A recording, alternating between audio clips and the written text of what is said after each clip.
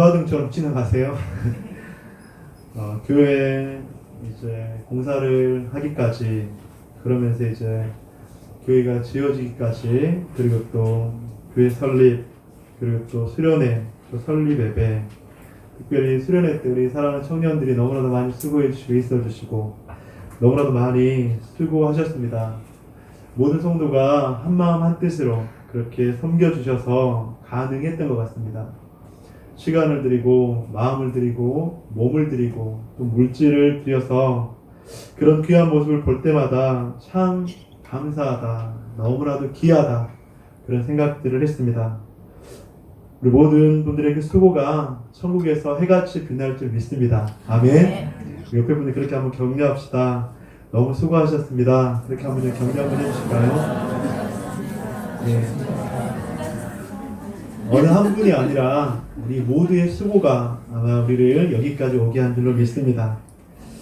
그런데 오늘 본문에서도 자기 자신의 것을 아낌없이 드리는 헌신적인 사랑이 나옵니다. 우리가 잘 알고 있는 향후 옥합을 깨트린 바로 마리아의 이야기입니다. 오늘 본문은 베단이라는 장소에서 그렇게 진행됩니다. 이 베단이라는 장소는 고통받는 자, 가난한 자의 집이다, 그런 의미를 가지고 있습니다. 그리고 또한 이 베다니는 죽은 나사로가 살아난 곳이고 나귀를 타고 입성했던 곳이고 예수님께서 승천했던 곳이고 나사로, 마리아, 마르다의 고향이었습니다. 그런데 이 베다니 뜻이 고통받는 자라는 뜻이잖아요. 그런데 그 가운데서도 나병이라는 부정한 병에 걸려서 고통받는 시몬의 집이 오늘 본문의 배경이라고 하는 것이죠. 여러분, 당시 나병 환자는 어떤 취급을 받았냐면 우리 레위기 13장 44절에 보면 이는 나병 환자라 부정하니 제사장이 그를 확실히 부정하다고 할 것은 그 환부가 그 머리에 있음이라. 민수기 5장에서는 이스라엘 자손에게 명령하여 모든 나병 환자의 유출이 있는 자와 주검으로 부정하게 된 자를 다 진영 밖으로 내보낼지어다.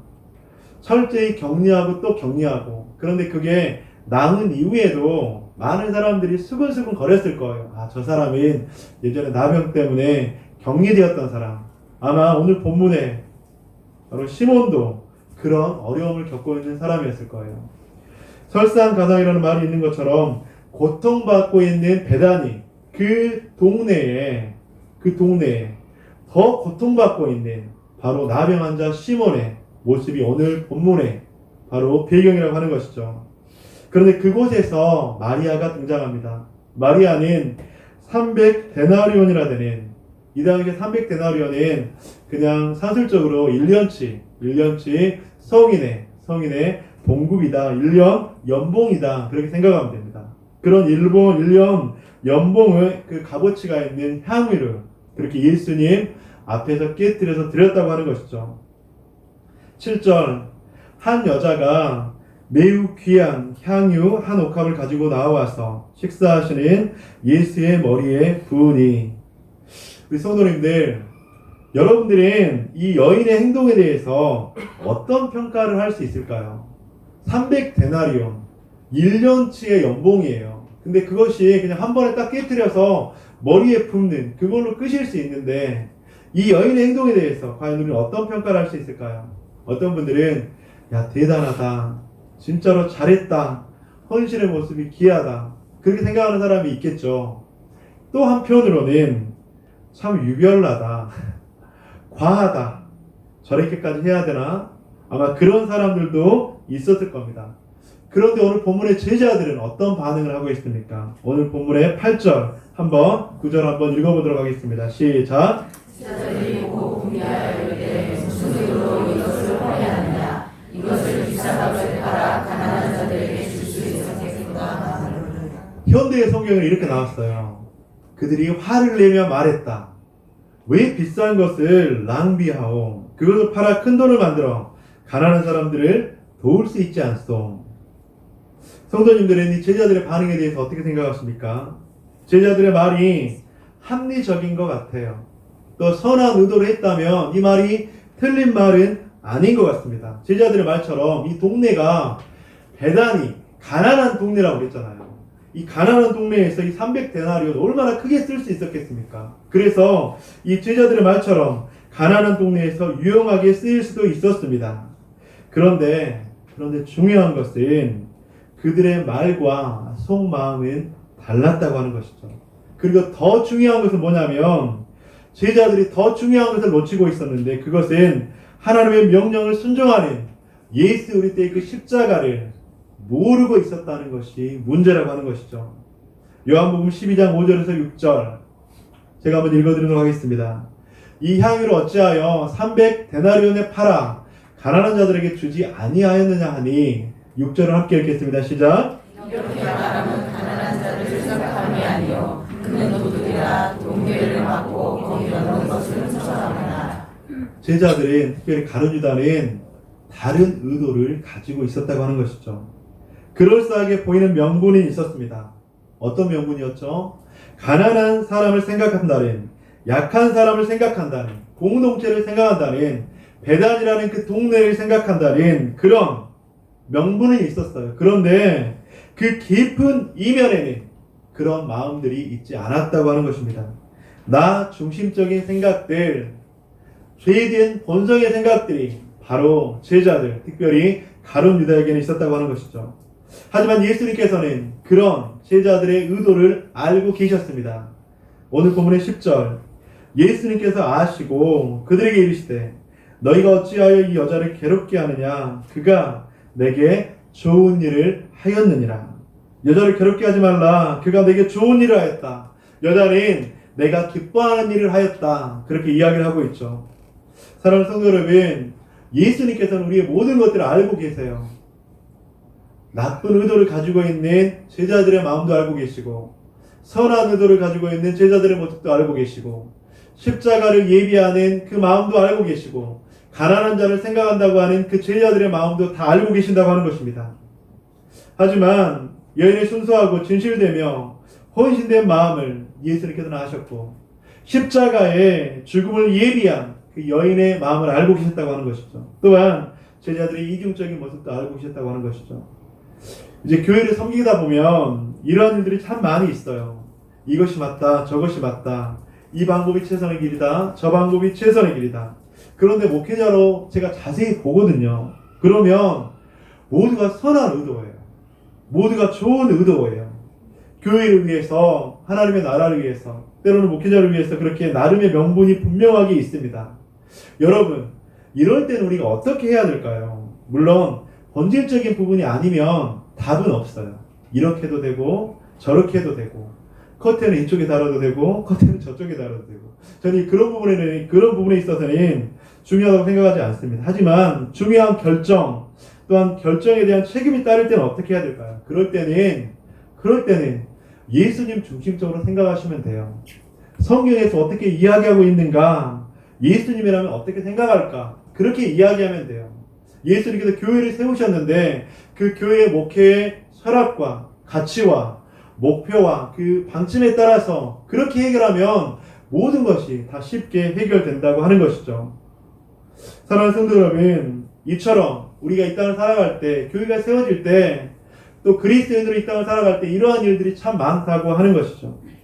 그런데 오늘 본문에서 한 사람의 헌신이 어떤 결과를 가져왔습니까? 여러분들, 오늘 본문에서 마리아는 제자들이 이런 반응을 하고 저런 반응을 했는데 그럼에도 불구하고 헌신했어요. 그런데 그런 헌신의 결과가 어떠해 있습니까? 저는 말씀을 준비하면서 여러분들 자세히 한번 생각해 보세요. 배단이 가난한 공동체의 나병 환자의 집을 한번 생각해 보세요. 지금은 고침을 받았지만 육체적으로, 정신적으로, 영적으로, 마음적으로 얼마나 힘들었겠어요. 저 사람 나병 환자다. 저 사람 근처에 가면 안 된다. 격리돼 있고 그런 말들이 얼마나 상처가 됐습니까? 상처가 됐겠습니까? 또한 그 나병 환자 시몬의 집 누군가 같이 가서 함께 하고 싶었겠습니까? 그렇지 않았잖아요. 그런데 그곳 가운데 한 여인이 향유옥합을 깨뜨린 거예요. 여러분들 그 냄새가 얼마나 향기롭냐면 너무나도 향기로운 거예요. 그 어두침침하고 사람들도 오지 않고 그 다음에 너무나도 많은 사람들이 꺼려하는 그 나병 환자 시몬의 집. 근데 한 사람이 헌신으로 향유 옥합이 깨뜨려졌어요. 그 가운데 향기가 진동하지 않았겠어요? 어둡고 침침하고 많은 사람들이 꺼려했던 그 집, 야, 저 집에서 왜 저런 아름다운 향기가 나지? 여러분들이 그런 생각이 들지 않았겠습니까? 여인은 자신의 오빠 나사로를 살려주신 그 은혜에 감사해서 자신이 드릴 수 있는 것을 드렸을 뿐인데, 예수님께 드렸던 그 헌신이, 섬김이 많은 사람들에게 아름다운 향기로 전해졌다고 하는 것입니다. 사랑하는 성도 여러분, 이것이 바로 그리스도인의 향기인 줄 믿습니다. 사람을 위해서, 사람에게 보이기 위해서, 사람에게 인정받기 위해서 마리아는 그렇게 하지 않았습니다. 오직 예수님만 바라보면서 그렇게 헌신했습니다. 그런데 그 헌신의 결과는 예수님도 너무나도 좋았지만 사람도 좋았다고요? 좋지 않았다고요? 사람도 좋았다고 하는 거예요. 이것이 바로 그리스도인의 향기라고 하는 것입니다. 저는 본문을 보면서 우리 더버든 교회는 어떤 향기 나는 공동체가 되어야 될까? 저는 그것에 대한 좀 귀한 질문을 갖게 됐습니다. 우리 공동체가 하나님의 뜻과 섭리와 계획 가운데, 이곳 가운데 세워졌어요. 그렇다면 우리 공동체를 통해서도 이런 아름다운 향기가 나면 얼마나 좋을까? 그런 생각들을 좀 해봤습니다. 그러면서 오늘 본문을 중심으로 우리 공동체가 어떤 향기 나는 공동체가 되어야 될까? 세 가지를 함께 좀 나누고 싶습니다. 먼저 첫째는 따라합시다. 헌신된 섬김의 향기를 나타내야 합니다. 헌신된 섬김의 향기를 나타내야 합니다. 아멘. 한 사람의 성도로 말미암아 깨어있는 헌신된 한 사람으로 말미암아서 그리스도의 향기가 충만했다고 하는 것이죠. 어둡고 많은 사람이 꺼렸고 심심했던, 많은 사람이 찾아가지 않았던 그 나병 환자 시몬의 집에 한 사람의 헌신된 섬김의 향기를 통해서 놀라운 변화가 있었다고 하는 것입니다. 고린도후서 2장 14절에서 15절 우리 함께 읽어보도록 하겠습니다. 시작. 항상 우리를 그리스도 안에서 있게 하시고 우리로 말미암아 각처에서 그리스도를 아는 냄새를 나타내시는 하나님께 감사하노라. 우리는 구원받는 자들에게나 망하는 자들에게 하나님 앞에서 그리스도의 향기니. 아멘. 사랑하는 성도님이 있는 곳에는 이런 아름다운 헌신된 섬김의 향기가 있습니까? 근데 15절에서 보면 우리가 세상 속에서만 향기를 나타내는 것이 아니라 누구에게도요? 구원받은 자에게도, 하나님 앞에서나 구원받은 자에게나 망하는 자들에게나, 그러니까 교회, 그 다음에 세상, 우리가 있는 모든 곳 가운데서 이런 향기가 되라고 말씀하고 있다고 하는 것이죠. 우리 더버든 교회는 우리의 모습으로 많은 사람들에게 향기를 나타내야 합니다. 우리 옆에 분들 한번 그렇게 질문 한번 해봅시다. 한번 보세요. 섬김의 향기를 나타내고 있습니까?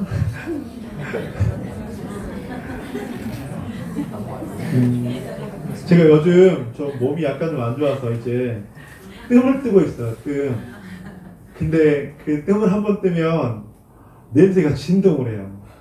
집에 가면 저희 아내도 저를 피하고 저희 자녀들도 자꾸 절로 가라고 그래요. 그래서 제가 웃으면서 목사가 절로 가면 어떻게 합니까? 그렇게 이야기하는데 우리는 어떤 향기를 과연 드러내고 있을까? 우리는 늘 생각해야 돼요, 여러분들. 예수님 믿는 사람이 예수님의 향기를 내야 되는데 나에게 어떤 안 좋은 냄새가 나면 어떻게 할까? 설립 예배를 잘 드리고 그날 밤에 화평교회에 산 권사님한테 장문의 문자가 왔어요. 자기 친구가 5단지에 산대요. 5단지에 사는데 5단지 사람이 이제 주차한 상황을 보고 난리가 났대요. 그러면서 이제 그 5단지 사람이 경찰서에 신고를 했대요. 신고를 하고 그 다음에 이제 사진을 찍어서 5단지 커뮤니티가 있어요. 이제 그 홈페이지 같은 커뮤니티 올렸더라고요. 그래서 제가 이제 거기에 수소문해서 이제 그 커뮤니티 들어가 봤어요. 근데 5단지 후문 주차 상황, 그래서 이제 사진 찍어서 올렸는데 댓글이 진짜 많이 달렸어요. 근데 제가 그 주민만 가입이 돼서 저는 가입이 안 됐어요. 못 보니까 댓글하고 사진 찍어 올린 것만 이제 제가 봤거든요. 그러면서 이제 권사님이 저한테 권면하시고 충고를 해주시는 거예요. 목사님, 잘하셔야 됩니다. 그렇게 이야기를 해서 제가 썩 기분이 좋지는 않았지만 그 권사님한테 권사님 먼저 죄송합니다. 다음부터 이런 일 없도록 그렇게 하겠습니다. 혹시라도 그 친구분한테 죄송하다고 꼭 전해주시고 나중에 이런 일 없도록 그렇게 하겠습니다. 그렇게 이야기한 다음에 그러면서 이참 저참에 먼저 이제 구청에 신고를 하고 그렇게 허가를 받고 그렇게 우리가 정식적으로 그렇게 했다.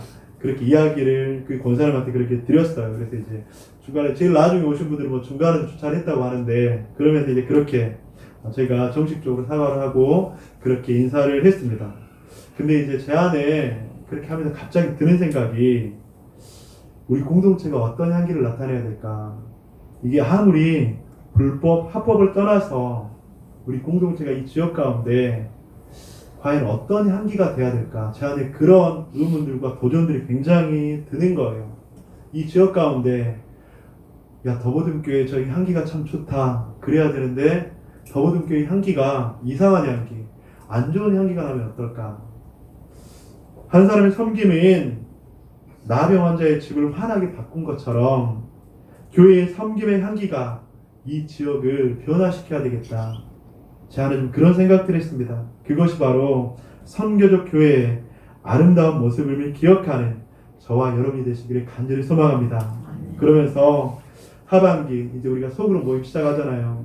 우리 모든 성도가 함께하는 그 소그룹 모임을 시작으로 우리가 함께 그 소그룹 모임에서 기도하고 좀 고민해 봐야 되겠다. 우리가 이 지역 가운데 어떤 아름다운 교회의 향기를 나타내야 될까? 좀 그런 고민들을 많이 해봤습니다.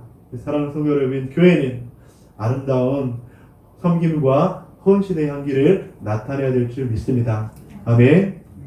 두 번째는 진실한 마음의 향기를 나타내야 합니다. 한번 따라합시다. 진실한 마음의 향기를 나타내야 합니다. 진실한 마음의 향기를 나타내야 합니다. 유치원 아이들에게 이런 질문을 해봤어요. 꽃에 향기가 없다면 어떻게 될까요? 유치원 아이들한테 이렇게 이야기를 했습니다. 그렇게 얘기하니까 유치원 아이들이 이렇게 대답을 했어요. 나비가 꽃인지 잘 모를 것 같아요. 사람들이 꽃을 못 찾아서 꽃이 슬퍼할 것 같아요. 향기가 없어 꽃이 시들을 것 같아요. 그렇게 이야기하는 거예요. 근데 제가 좋아하는 정호승이라는 작가가 있는데 그 정호승이라는 작가가 이런 이야기를 했습니다. 꽃에 향기가 없다는 것은 곧 죽음과 마찬가지. 꽃에 향기가 없다는 것은 곧 죽은 것과 마찬가지다. 제자들의 겉모습은 진실을 보였습니다. 명분도 있어 보였습니다. 가난한 자들에게 도움을 줘야 된다. 얼마나 선한 의도예요. 그런데 합리성도 얼마나 있었습니까? 맞는 말입니다. 그렇게 할 수도 있습니다. 하지만 그들은 두 가지 마음을 가지고 있었습니다. 속마음은 그렇지 않았고 진실한 마음을 가지고 있지 않았다고 하는 거예요. 그리고 가장 중요한 예수 그리스도의 십자가를 그들은 몰랐다고 하는 것이죠. 예수님은 그런 제자들의 두 마음을 아셨습니다.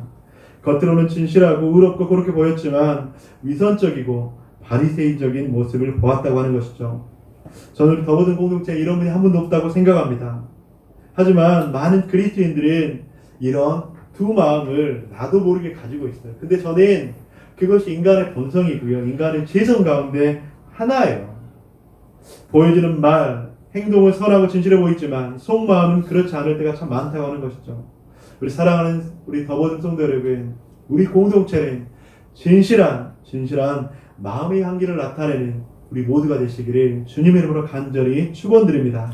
네. 그렇다면 진실한 마음의 향기는 우리가 어떻게 나타낼 수 있을까? 그것은 죄에 대한 나의 본성, 인간을 인정하지 않고는 절대 그렇게 될 수가 없다고 하는 것이죠. 그러면서 하나님, 저는 죄인입니다. 저는 죄인이라서 죄인의 냄새밖에 나지 않습니다. 하지만 예수 그리스도의 십자가의 놀라운 은혜로 말미암아서 나를 조금씩 변화시켜 주시옵소서. 나에게 하나님의 긍휼함을 부어 주시옵소서. 하나님의 놀라운 은혜와 자비를 통해서 내가 오늘보다는 내일보다는 모레가 그리스도의 향기가 나올 수 있는 내가 될 수 있도록 주님께서 함께하여 주옵소서. 우리가 그렇게 하나님 앞에 나아갈 수밖에 없는 거예요. 그렇지 않으면 우리는 바로 성도의 향기를 낼 수가 없다고 하는 것입니다. 저는 말씀을 준비하면서 가룟 유다에 대해서 또 묵상을 한번 해봤어요. 여러분들, 가룟 유다가 처음부터 이런 두 마음을 가지고 있었을까요? 아니면 그렇게 따라가다 보니 그런 두 마음이 생겼을까요? 어떨 것 같으세요? 예수님께서 제자로 부르셨잖아요. 그때부터 이런 두 마음을 갖고 예수님의 제자가 됐을까요? 아니면 그렇게 3년 동안 제자로서 이렇게 살다가 보니까 그렇게 됐을까요?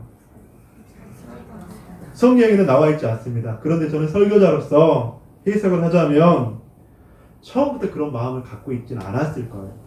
분명합니다. 그런데 물질이라는 그 만몬의 유혹 앞에 마음을 빼앗기고 사람들의 그 거짓과 비판에 자신을 빼앗기고 그리고 또한 예수님을 따라다녔는데 자기 뜻대로 무엇인가 예수님께서 막 거창하게 뭔가 되지 않으니까 그러면서 마음이 조금씩 빼앗겼다고 하는 것이죠. 그렇게 가룟 유다를 보니까 가룟 유다가 너무 불쌍한 거예요. 처음에 얼마나 희망의 부푼 마음을 가지고 예수님의 제자로서 선발했잖아요. 수많은 사람 중에 12명 중에 한 명이었어요. 얼마나 위대한 일입니까? 그렇게 제자가 됐는데 처음에는 분명히 그렇지 않았을 건데 조금씩 마음을 빼앗기면서 조금씩 마음이 흔들리면서 주위에서 예수님을 너무나 비판했잖아요. 그런 소리를 조금씩 듣다가 자기도 모르게 그렇게 변화되면서 이 만몬의 영의 마음이 빼앗기고 사로잡혀서 에이 그러면 그냥 물질이라도 내가 그냥 킵을 하자 그러면서 변했을 거란 말이에요. 처음 마음을 놓쳤을 거라고 하는 거예요. 사랑하는 성도 여러분, 저는 이 가룟 유다가 너무나도 불쌍해 보였어요. 저는 측은하게 그리고 긍휼하게 여겨졌어요.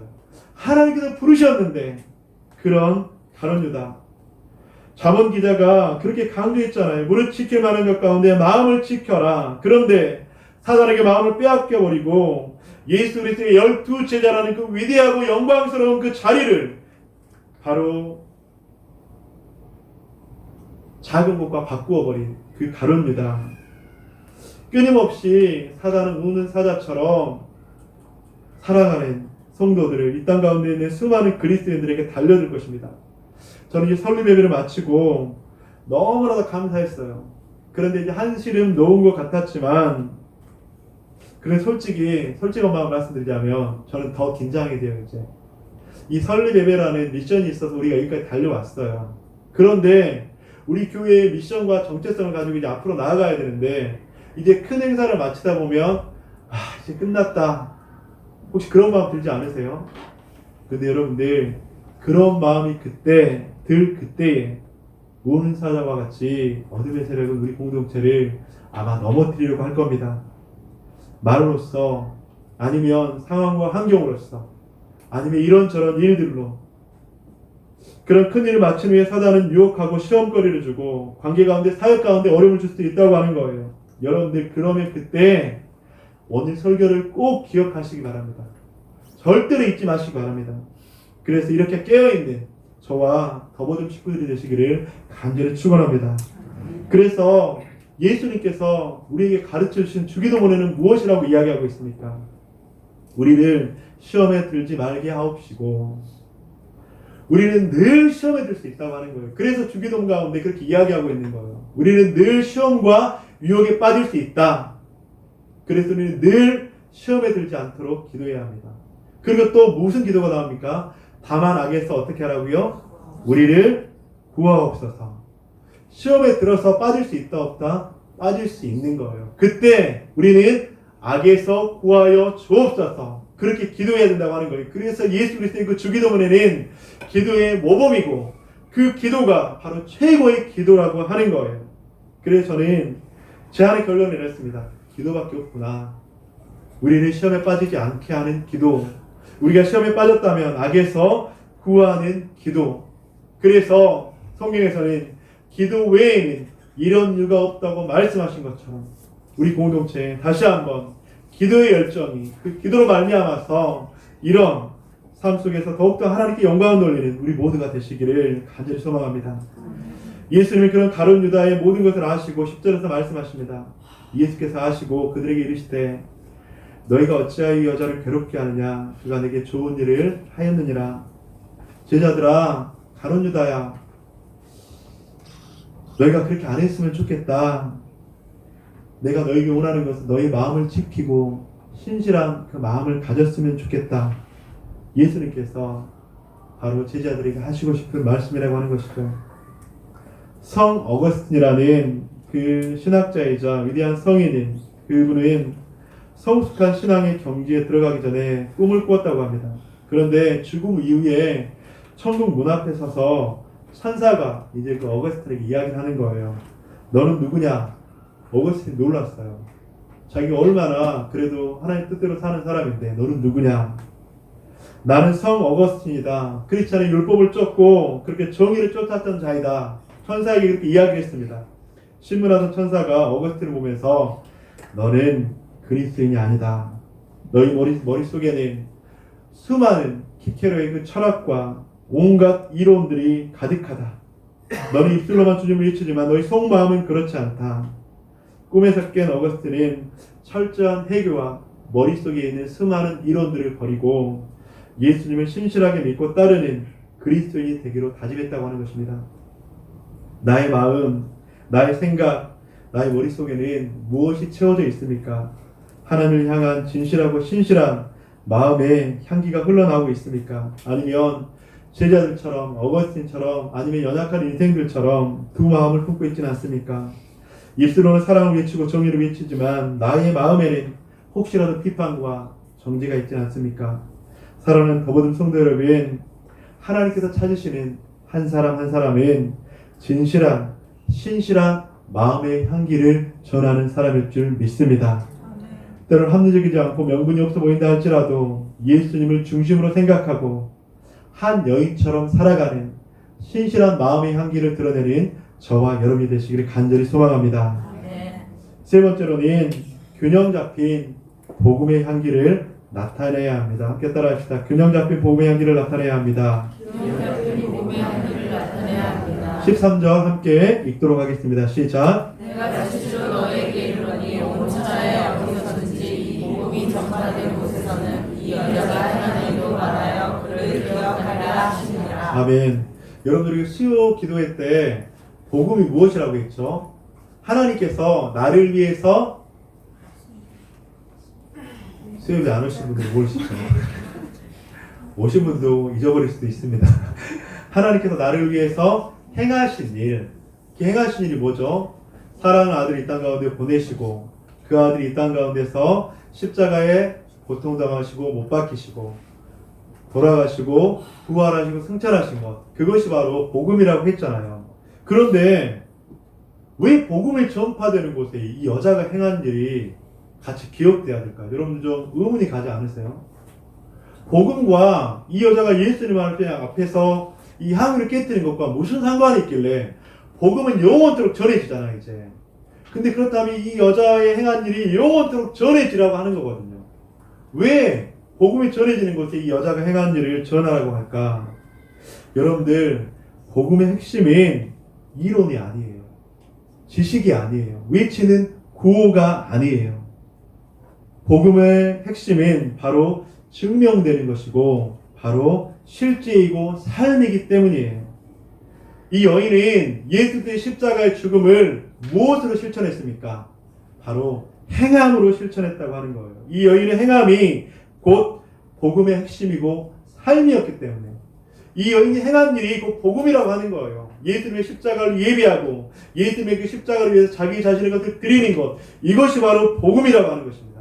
여러분들, 균형 잡힌 복음의 향기라고 하는 것은 내가 구원받았다, 그것이 끝이 아니라 복음의 감격을 복음의 향기로 살아내는 것, 삶 속에서 이 복음의 향기가 내 삶 속에서 묻어나는 것, 나의 입술과 나의 말과 나의 마음과 생각이 드러나는 것, 그것이 바로 복음의 향기라고 하는 거예요. 예를 들면 이런 것이죠. 우리가 구원받았다 하는데 구원받은 사람의 삶의 모습이 전혀 나타나지 않는 거예요. 이것은 복음의 향기가 있는 것이다 없는 것이다? 없다고 하는 거예요. 그런데 이 여인은 복음이라는 그 단어를 이야기하진 않았습니다. 그런데 이 바로 복음의 향기 그 자체였다고 하는 것이죠. 사랑하는 성도 여러분, 우리들의 삶 속에서 복음의 향기가 묻어나는, 드러나는 그런 저와 여러분이 되시기를 간절히 축원드립니다. 우리 영상 하나 보도록 하겠습니다. 날이 채 밝지 않는 새벽, 등산로를 따라 불빛 하나가 움직입니다. 한 손에는 집게, 다른 한 손에는 비닐봉지 들고 누군가 버린 쓰레기를 줍고 또 줍습니다. 태극 마크가 붙어있는 차림의 쓰레기 수거는 매일 2시간 넘게 계속됩니다. 주변에 김포공항 군부대가 있다 보니 난파간첩으로 오해받았어요. 그래서 모자, 옷가슴, 배낭에 태극마크를 부착하고 배낭 뒤에는 환경 표현을 달고 다녔지요. 유영구 씨의 쓰레기 줍는 것은 벌써 15년째입니다. 이제는 동네에서 그를 모르는 사람이 없을 정도입니다. 쓰레기 아저씨에서 선생님, 그리고 이제는 환경 대통령이라 불리웁니다. 산에서 쓰레기를 버려 환경을 오염시키는 분들이 있어요. 환경 대통령 우리가 본받아야 할 뿐입니다. 너무너무 감사합니다. 그의 쓰레기 줍기 시작은 38의 길을 내 8년 만에 품에 안은 자식 사랑을 위해 뭔가 좋은 일을 하자는 마음에서 비롯됐습니다. 너무 감격해서 빛과 소금이 되는 삶을 살아보자 결심했습니다. 어느 장소에서도 쉽게 할 수 있는 쓰레기 줍기를 시작해 지금까지 실천하고 있습니다. 무역을 위한 해외 출장길에도 집게와 장갑을 챙겨갑니다. 2014년 가을 발해인 숙소 근처에서 쓰레기 줍던 일이 현지 방송에 알려지면서 왕실에 초대되고 환경 공로패도 받았습니다. 국영방송 저널리스트가 와서 인터뷰와 쓰레기 줍는 모습을 촬영했습니다. 촬영된 영상은 아랍 22개국에 방송이 됐습니다. 누군가 함부로 버린 담배값과 꽁초 비닐이 상자마다 수북하게 새겨 있습니다. 빗물이 될 수 있는 전기밥솥과 냉장고, 6.25 전쟁 당시 사용된 탄약통, 나일론 양발도 정리되어 있습니다. 환경을 보호하자는 마음에서 자신이 모은 쓰레기로 이색 전시도 하고 있습니다. 네, 여기까지 운동가가 된 보겠습니다. 쓰레기 대통령. 쓰레기 줍는 사람으로 중동에서 유튜브에서 180만 번 이상 조회된 중동에서 스타 한국인 유영규 집사님의 이야기예요. 유영규 집사님. 중동 지역 22개국에서 쓰레기 줍는 영상이 방영이 됐습니다. 그리고 바레인에 초청돼서 VIP로 조금 전에 보았던 것처럼 환경 대통령이라는 별명까지 얻었다고 합니다. 바레인에 출장을 갔는데 평소처럼 새벽에 일어나서 숙소 주변에 쓰레기를 줍고 있었는데 우연히 뉴스 기자가 이 모습을 카메라에 찍어서 뉴스에 보내지게 되고 쓰레기 때문에 몸살을 앓고 있던 중동 지역에 신선한 충격이 되었다고 합니다. 그래서 바레인 정부에 초청되었을 때 이런 이야기를 했다고 그래요. 나는 기독교인이며 새벽마다 교회에서 기도드리고 바레인 친구들과 이 나라를 위해서 기도합니다. 바레인에서 이야기할 수가 없어요.